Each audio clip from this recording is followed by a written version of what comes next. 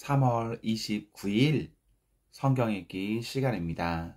우리 오늘은 사사기 13장에서 15장, 시편 88편, 사사기 13장에서 15장, 시편 88편에 있는 말씀을 읽겠습니다. 13장. 이스라엘 자손이 다시 주님께서 보시는 앞에서 악한 일을 저질렀다. 그래서 주님께서는 그들을 40년 동안 블레셋 사람들의 손에 넘겨주셨다. 그때에 소라 땅의 단지파의 가족 가운데 마누아라는 사람이 있었는데 그의 아내는 임신할 수 없어서 자식을 낳지 못하였다. 주님의 천사가 그 여인에게 나타나 말하였다. 보아라, 내가 지금까지는 임신할 수 없어서 아이를 낳지 못하였으나 이제는 임신하여 아들을 낳게 될 것이다. 그러므로 이제부터 조심하여 포도주나 독한 술을 마시지 말아라. 부정한 것은 어떤 것도 먹어서는 안 된다. 내가 임신하여 아들을 낳을 것인데 그 아이의 머리에 면도칼이 되어서는 안 된다. 그 아이는 모태에서부터 이미 하나님께 바쳐진 나시 사람이기 때문이다.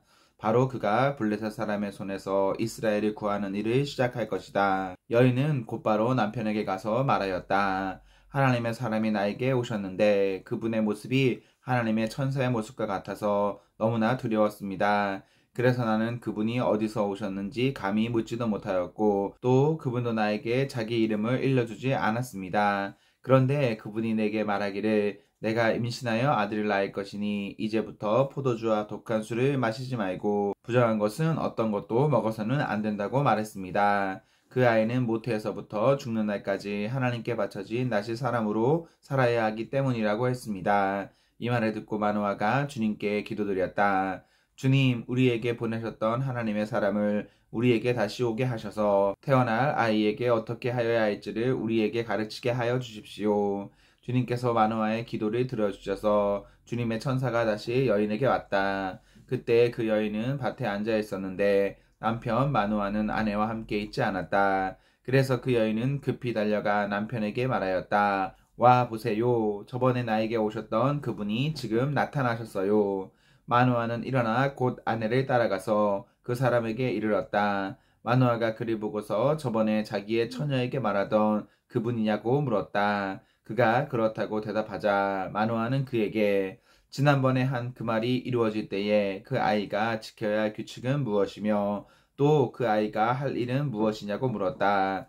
주님의 천사가 마누아에게 일러주었다. 주님의 천사가 마누아의 아내에게 일러준 모든 것을 그 아이가 지켜야 하고 마누아의 아내는 포도나무에서 나는 것은 어떤 것도 먹어서는 안 되고 포도주와 독한 술을 마시지 않아야 하며 부정한 것은 어떤 것도 먹어서는 안 되고 주님의 천사가 마누아의 아내에게 명령한 모든 것을 마누아의 아내가 지켜야 한다고 말해주었다. 그러자 마누아가 주님의 천사에게 새끼 염소를 한 마리 잡아 대접할 터이니 잠시 기다려달라고 하였다. 그러나 주님의 천사는 마누아에게 기다리라면 기다릴 수 있으나 음식은 먹지 않겠다고 하면서 마누아가 번제를 준비한다면 그것은 마땅히 주님께 드려야 할 것이라고 말하였다.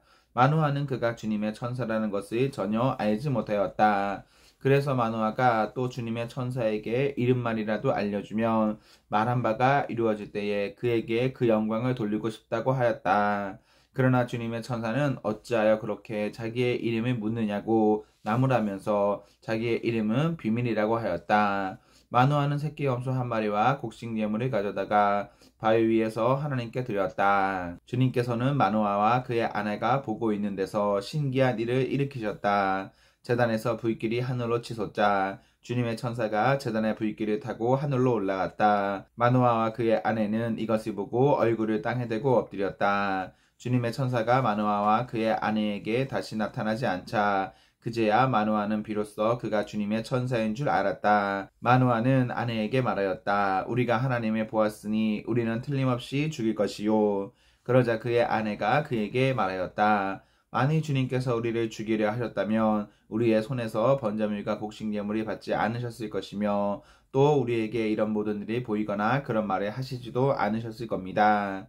그 여인이 아들을 낳고서 이름을 삼손이라고 하였다. 그 아이는 주님께서 내리시는 복을 받으면서 잘 자랐다. 그가 소라와 에스다올 사이에 있는 마하네단에 있을 때에 주님의 영이 처음으로 그에게 내렸다. 14장. 삼손이 딥나로 내려갔다가 딥나에 있는 어떤 블레셋 처녀를 보았다. 그가 돌아와서 자기 부모에게 말하였다. 내가 딥나에 내려갔다가 블레셋 처녀를 하나 보았습니다. 장가들고 싶습니다. 주선해 주십시오. 그러자 그의 아버지와 어머니가 그를 타일렀다. 내 친척이나 내 백성의 딸들 가운데는 여자가 없느냐? 왜 너는 할례도 받지 않은 블레셋 사람을 아내로 맞으려고 하느냐? 그래도 삼손은 자기 아버지에게 말하였다. 꼭 그 여자를 색시로 내려와 주십시오. 그 여자는 첫눈에 내 맘에 쏙 들었습니다. 그의 부모는 주님께서 블레셋 사람을 치실 계기를 삼으려고 이 일을 하시는 줄을 알지 못하였다. 그때 블레셋 사람이 이스라엘을 지배하고 있었다. 삼손이 부모와 함께 딥나로 내려가서 딥나에 있는 어떤 포도원에 이르렀다. 그런데 갑자기 어린 사자 한 마리가 으르렁거리며 그에게 달려들었다.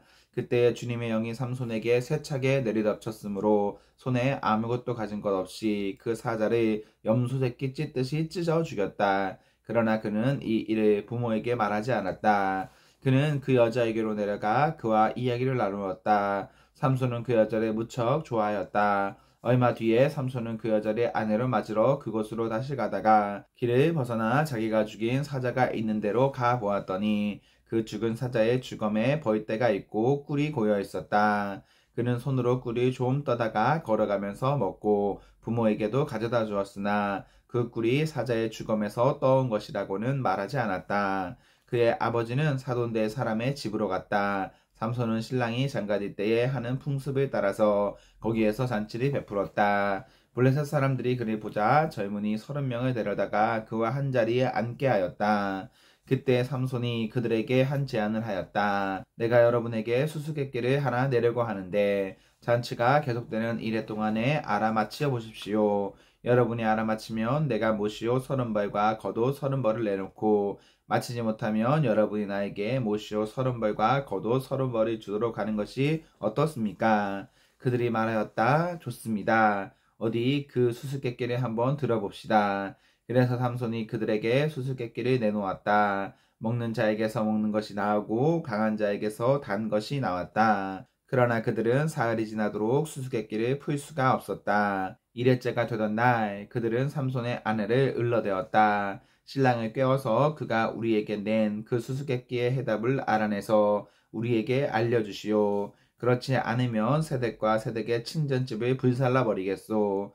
우리가 가진 것을 빼앗으려고 우리를 초대한 것은 아니지 않소. 그래서 삼손의 아내는 삼손에게 울며 말하였다. 당신은 나를 미워할 뿐이지 사랑하지는 않아요. 그러니까 당신이 나의 나라 사람들에게 수수께끼를 내놓고도 나에게는 해답을 가르쳐주지 않았지요. 삼손이 아내에게 말하였다. 이것 봐요. 내 부모에게도 알려드리지 않았는데 어떻게 당신에게 말할 수 있겠소. 그러나 그의 아내는 삼손에게 이래나 계속되는 잔치 기간에 계속 울면서 졸라댔다. 이래저래던 날 삼손은 드디어 아내에게 수수께끼의 해답을 말해버리고 말았다. 그러자 아내가 그 해답을 자기 동족 사람들에게 알려주었다. 이래째가 되던 날 해가 지기 전에 그 성읍 사람들이 삼손에게 말하였다. 무엇이 꿀보다 더 달겠으며 무엇이 사자보다 더 강하겠느냐. 삼손이 그들에게 대답하였다. 나의 암소로 밭을 가지 않았더라면 이 수수께끼의 해답을 어찌 찾았으랴. 그때에 주님의 영이 삼손에게 세차게 내리덮쳤다. 삼손이 아스글론으로 내려가서 그곳 주민 30명을 죽이고 그들에게서 노력한 옷을 가져다가 수수께끼를 푼 사람들에게 주었다. 그리고 몹시 화가 나서 자기 아버지의 집으로 돌아가 버렸다. 그러자 삼손의 아내는 삼손의 들러리러 왔던 한 친구의 아내가 되었다. 15장. 이런 일이 있은 지 얼마 뒤에 미추수 때가 되었을 때에 삼손은 새끼 염소 한 마리를 가지고 아내를 찾아가서 장인에게 아내의 침실로 들어가게 해달라고 부탁하였으나 장인은 그가 아내 방에 들어가는 것을 허락하지 않았다.